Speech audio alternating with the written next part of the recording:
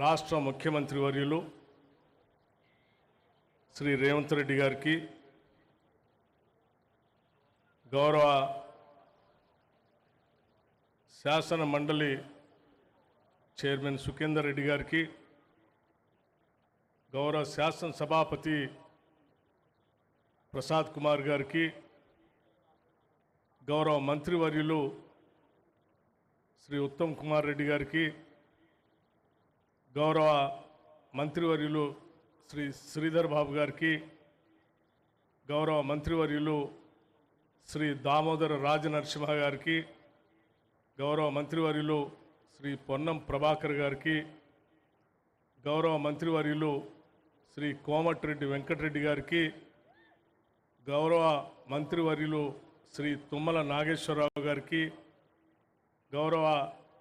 మంత్రివర్యులు శ్రీమతి కొండా సురేఖ గారికి, గౌరవ మంత్రివర్యులు శ్రీమతి సీతక్క గారికి, గౌరవ మంత్రివర్యులు శ్రీ పొంగులేటి శ్రీనివాసరెడ్డి గారికి, అట్లాగే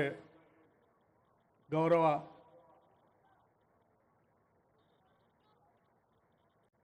ప్రభుత్వ సలహాదారులకి, గౌరవ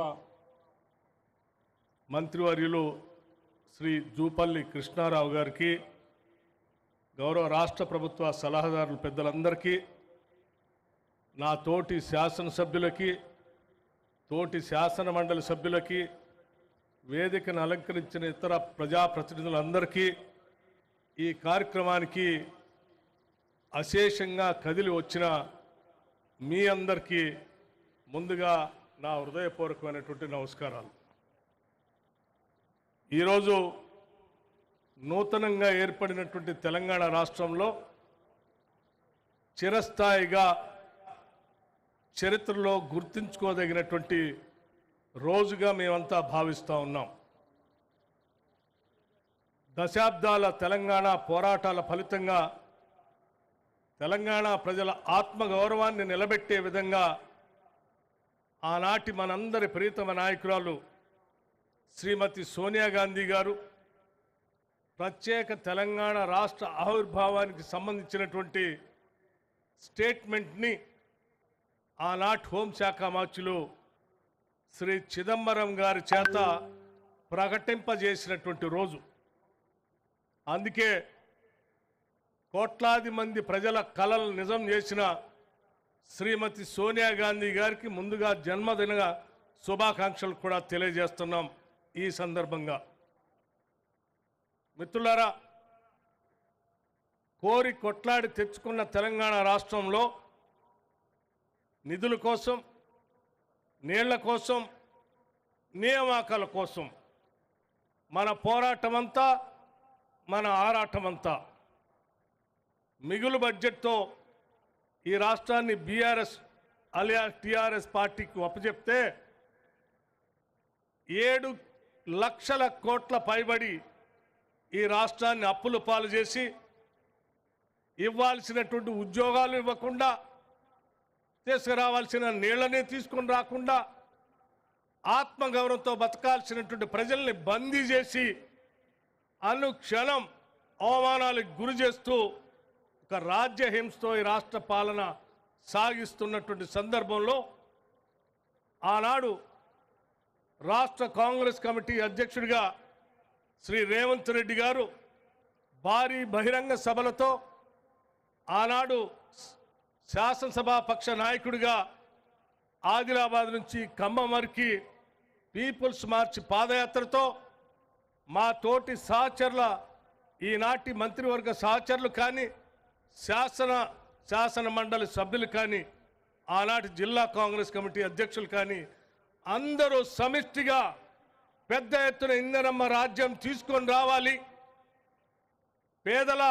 పక్షాన్ని ప్రభుత్వం నిలబడాలి, ప్రజాప్రభుత్వాన్ని ఏర్పాటు చేయాలనేటువంటి ఆలోచనతో మేమందరం ఇచ్చినటువంటి పిలుపు మేరకు ఏ ఉద్దేశం కోసమైతే తెలంగాణ రాష్ట్రాన్ని తెచ్చుకున్నామో ఆ ఉద్దేశాన్ని నెరవేర్చుకోవటం కోసం రాష్ట్రంలో ఉన్నటువంటి కోట్లాది మంది ప్రజలు కాంగ్రెస్ పార్టీని ఆశీర్వదించి ఈనాడు ఇందిరమ్మ రాజ్యాన్ని ఏర్పాటు చేసి సంవత్సర కాలం పూర్తి చేసుకున్నటువంటి సందర్భంలో రాష్ట్ర వ్యాప్తంగా ఈరోజు సంబరాలు చేసుకుంటున్నాం. చాలామందికి ఆలోచన రావచ్చు, ఎందుకయ్యా మీరు సంబరాలు చేసుకుంటున్నారు? మొదటిది, తెలంగాణ ప్రజలు కోరుకునేది స్వేచ్ఛ, భావ స్వేచ్ఛ, స్వతంత్రంగా బతకటం అనేది తెలంగాణ ప్రజలు నిరంతరం కోరుకునేటువంటి వాడు. అటువంటి స్వేచ్ఛని ఈరోజు రాష్ట్రం నలుమూలల భావ స్వేచ్ఛను వ్యక్తపరచడమే కాదు, స్వతంత్రంగా మన భావాలను వ్యక్తపరిచేటువంటి పరిస్థితుల్ని అత్యంత ప్రజాస్వామ్యయుతంగా రాష్ట్ర ప్రభుత్వం ఏర్పాటు చేసింది. రాగానే నిరుద్యోగ యువతీ యువకుల కోసం పబ్లిక్ సర్వీస్ కమిషన్ ప్రక్షాళన చేసి దాదాపు 56,000 మంది నిరుద్యోగ యువతీ యువకులకి ఉద్యోగ అవకాశాలు కల్పించాం. రాగానే ఈ రాష్ట్రంలో మహిళలందరినీ మహాలక్ష్ములుగా కొలుస్తూ మహాలక్ష్ములంతా కోటేశ్వరులు కావాలనేటువంటి ఆలోచనతో వాళ్ళు ఆత్మగౌరవంగా బతకడానికి కావలసిన ఆర్టీసీ బస్సులో ఉచిత ప్రయాణ సౌకర్యాన్ని పెద్ద ఎత్తున ఏర్పాటు చేశాం. అలాగే వారందరికి కూడా సంవత్సరానికి 20,000 కోట్ల రూపాయలు వడ్డీ లేని రుణాల్ని ఇస్తూ 5 సంవత్సరాల్లో 1,00,000 కోట్ల రూపాయలని మహిళలకి వడ్డీ లేని రుణాలు ఇవ్వాలనేటువంటి ఆలోచనతో ముందుకు పోతా ఉన్నాం. మీరు అప్పులు భారంలో పడేస్తే అతలాకుతలం అవుతూ కూడా తప్పనిసరి పరిస్థితుల్లో రాష్ట్ర అప్పులు కట్టాల్సిన బాధ్యత మా పైన పడితే దాదాపు 64,000 కోట్ల రూపాయల్ని మీరు చేసిన అప్పులకి వడ్డీ అసలు కొంత ఈ సంవత్సరం కట్టుకుంటూ వచ్చాం. అట్లాగే ఈ రాష్ట్రంలో పేదవాళ్ళందరికీ మేము ఉచిత కరెంటు 200 యూనిట్ లోపల ఇస్తామని చెప్పిన మాట ప్రకారం మార్చి నెల నుంచి మొదలుపెట్టి నిరంతరం ఈరోజు 200 యూనిట్ ఉచిత కరెంటు ఇస్తూ వచ్చాం. ఆనాటి కాంగ్రెస్ ప్రభుత్వం పేటెంట్ రైట్ గా ఉన్నటువంటి వ్యవసాయదారులకు ఇచ్చేటువంటి ఉచిత విద్యుత్తుని క్వాలిటీ పవర్తో దాదాపు 12,000 కోట్ల రూపాయలు సబ్సిడీ అమౌంట్ డిస్కౌంట్ కట్టాం. అట్లాగే గ్యాస్ సిలిండర్లు 500 రూపాయలకే ఇస్తామని చెప్పిన మాట ప్రకారం అనేక రకాలైన ఆర్థిక ఒత్తిళ్లు ఉన్నప్పటికీ ఆ గ్యాస్ సిలిండర్లు లబ్ధిదారులు అందరికీ అందిస్తా ఉన్నాం. అట్లాగే మిత్రులారా, మేము ఇచ్చిన మాట ప్రకారం మా ముఖ్యమంత్రి అనేక సందర్భాల్లో మెడ తెంపుకోనైనా సరే మేమిచ్చిన మాట ప్రకారం రుణమాఫీ చేస్తామని చెప్పి స్పష్టంగా మాటిచ్చి అందరూ ఆశ్చర్యపోతున్నటువంటి సందర్భంలో దాదాపు 21,000 కోట్ల రూపాయలని రైతు రుణమాఫీ కింద ఈ మొదటి సంవత్సరంలో రైతుల అకౌంట్లోకి నేరుగా హార్డ్ క్యాష్ ని పంపిణీ చేశాం. ఇది మాకున్నటువంటి నిబద్ధత. రైతుల ఇన్సూరెన్స్ కట్టాం. ఉద్యోగస్తులందరికీ జీతాలు ఇచ్చుకోలేనటువంటి పరిస్థితుల్లో ప్రభుత్వాన్ని మా గొప్ప చెప్పితే ఆర్థిక పరిస్థితిని ఘాట్లో పెట్టి ప్రతి నెల ఈ రాష్ట్రంలో పనిచేస్తున్న లక్షలాది మంది ప్రభుత్వ ఉద్యోగస్తులకి పెన్షన్దారులకి మొదటి తారీఖునే జీతాలు ఇస్తూ రాష్ట్ర ప్రభుత్వం ఆర్థిక పరిస్థితిని ఘాట్లు పెట్టి ముందుకు పోతాం. ఇవన్నీ ఒక పక్కన చేస్తూనే రాష్ట్రంలో మన పారిశ్రామిక విధానాన్ని పెంపొందించుకోవడం కోసం ముఖ్యమంత్రి గారు ఐటీ పరిశ్రమల శాఖ మంత్రి గారు దావోస్ వెళ్ళి దాదాపు 36,000 కోట్ల రూపాయల పెట్టుబడుల్ని ఈ రాష్ట్రానికి తీసుకొచ్చినటువంటి సందర్భం కూడా మనందరికీ తెలిసింది. హైదరాబాద్ నగరంతో పాటు ఫ్యూచర్ సిటీని ఏర్పాటు చేయాలని, అందులో అద్భుతంగా ఐటీ అట్లాగే ఆర్టిఫిషియల్ ఇంటెలిజెన్స్తో ఉన్నటువంటి సాఫ్ట్వేర్ ఇండస్ట్రీని హైదరాబాద్ నగరంలో పెద్ద ఎత్తున ఏర్పాటు చేయాలని, స్కిల్ యూనివర్సిటీని పెడుతూ ఇంటర్నేషనల్ స్టాండర్డ్స్లో ఉండేటువంటి ఒక స్పోర్ట్స్ యూనివర్సిటీని కూడా పెడుతూ ముందుకు పోతా ఉన్నాం. ఈ మధ్య కొంతమంది రెసిడెన్షియల్ స్కూల్స్కి వెళ్ళి అయ్యో పిల్లలు బాధపడుతున్నారే, సరైన తిండి పెట్టపోతా ఉన్నారు, సరైనటువంటి వసతులు ఇవ్వలేకపోతున్నారని చెప్పి పాపం బాధ వ్యక్తపరుస్తూ ఉన్నారు. అయ్యా నేను అడుగుతా ఉన్నాను, 10 సంవత్సరాలు పెరిగిన ధరలకు అనుగుణంగా ఒక్క రూపాయి కూడా మీరు పెంచకుండా ఆ బిడ్డలు బాధపడుతుంటే మేము అధికారంలోకి వచ్చిన మరుక్షణం ఆలోచన చేసి ముఖ్యమంత్రి రేవంత్ రెడ్డి గారి నాయకత్వంలో యావత్ కేబినెట్ మొత్తం కూడా కూర్చొని ఆలోచన చేసి ఈ బిడ్డలు మన భవిష్యత్తు, వారందరికీ న్యూట్రిషియస్ ఫుడ్ ఇవ్వాలని చెప్పి ఒక్కటేసారి 40% డైట్ బిల్స్ ని పెంచినటువంటి ఘనత కూడా ఇందిరమ్మ రాజ్యానిది అని చెప్పడానికి కూడా మేము సంతోషిస్తా ఉన్నాం. అంతెందుకు మన బిడ్డలందరూ మీరు పెట్టినటువంటి రెసిడెన్షియల్ స్కూల్స్ కానీ ఇతర స్కూల్స్లో కానీ బిల్డింగ్ లేక, ఇన్ఫ్రాస్ట్రక్చర్ లేక ఒకటే గదిలో భోజనం, ఒకటే గదిలో తరగతి, ఒకటే గదిలో పడుకోవటం, ఇబ్బంది పడుతున్న పరిస్థితి చూసి కూడా 10 ఏళ్ళు మీరేమి చేయలేదు. 2022-23 కేవలం 70 కోట్లు మాత్రమే ఇంటిగ్రేటెడ్ రెసిడెన్స్ స్కూల్స్కి మీరు నిధులు కేటాయిస్తే మేము ఆలోచన చేశాం. మా పిల్లలు బాగా చదువుకోవాలి, ఇన్ఫ్రాస్ట్రక్చర్ బాగుండాలనే ఆలోచనతో ఈ ఒక్క సంవత్సరమే బహుశా భారతదేశంలో ఎక్కడా కూడా లేనట్టుగా ఇంటర్నేషనల్ స్టాండర్డ్స్తో